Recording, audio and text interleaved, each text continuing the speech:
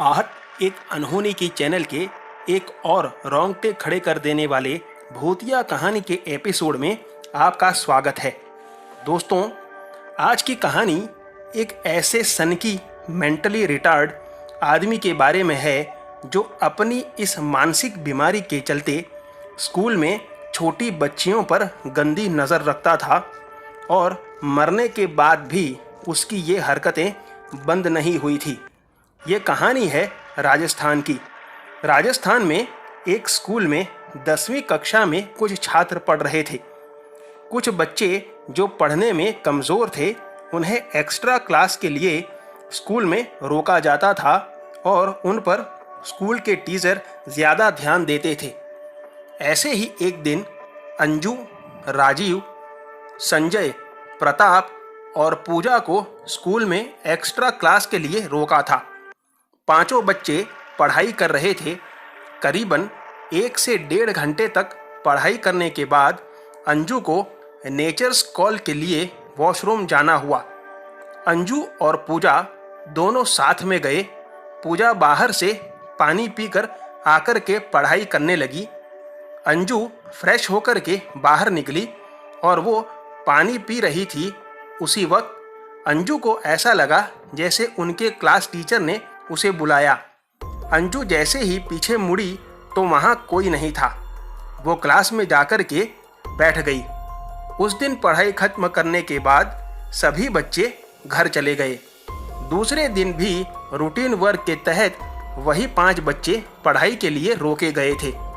जब सभी बच्चे पढ़ाई कर रहे थे उस वक्त अंजू को फिर से लगा जैसे क्लास टीचर ने उसे बुलाया हो। अंजू ने दूसरों बच्चों की तरफ देखा तो आवाज़ तो सभी बच्चों ने सुनी थी। तो उन्होंने भी कहा, जा अंजू, सर तुझे बुला रहे हैं। अंजू उठकर बाहर निकली और देखा तो बाहर कोई नहीं था। तभी उसकी नज़र ऊपर की मंजिल पर एक खुले हुए कमरे की तरफ गई जो हमेशा पहले बंद ही रहा करता था। अंजू को लगा शायद सर उस कमरे में होंगे। ऊपर की मंजिल पर जाने से पहले अंजू ने क्लास में आकर पूजा से कहा कि सर ऊपर हैं शायद, मैं जाकर के आती हूँ। ऐसा कहकर अंजू ऊपर के कमरे की ओर जाने के लिए सीढ़ियाँ चढ़ने लगी। अंजू ऊपर की मंजिल पर जब पहुँची तो वहाँ वो कमरा खुला था जो हमेशा बंद ही रहता था। अंजू जैसे ही कमरे के अंदर गई उसने देखा कि कोई आदमी खिड़की की तरफ मुंह करके खड़ा है। अंजू ने पूछा, सर आपने मुझे बुलाया? ये पूछते हुए अंजू जैसे ही कमरे के बीच में गई कमरा बंद हो गया। अंजू ने पीछे देखा तो दरवाज़ा बंद हो गया। जैसे ही वो उस आदमी की तरफ मुड़ी वो बहुत ही ज़्यादा घबरा गई क्योंकि वो उसके सर नहीं थे बल्कि एक भयानक चेहरे वाला शैतान था जो एक बहुत ही गंदी स्माइल देता हुआ अंजू को मोलेस्ट करने लगा। अंजू ज़ोर ज़ोर से चिल्लाने लगी। अंजू के चिल्लाने की आवाज़ से सारे छात्र और उसके सर स्टाफ रूम से बाहर दौड़कर आए, लेकिन अंजू कहीं नहीं दिख रही थी। तब पूजा ने कहा कि सर आप ही ने तो उसे ऊपर बुलाया था ना। तब अंजू के सर ने कहा कि नहीं बेटा, मैं तो स्टाफ रूम में था। और अंजू ऊपर गई क्यों? सभी लोग दौड़कर ऊपर गए। उन्होंने अंजू के चिल्लाने की आवाज़ आने पर दौड़कर सभी लोग दरवाज़ा खोलने की कोशिश करने लगे।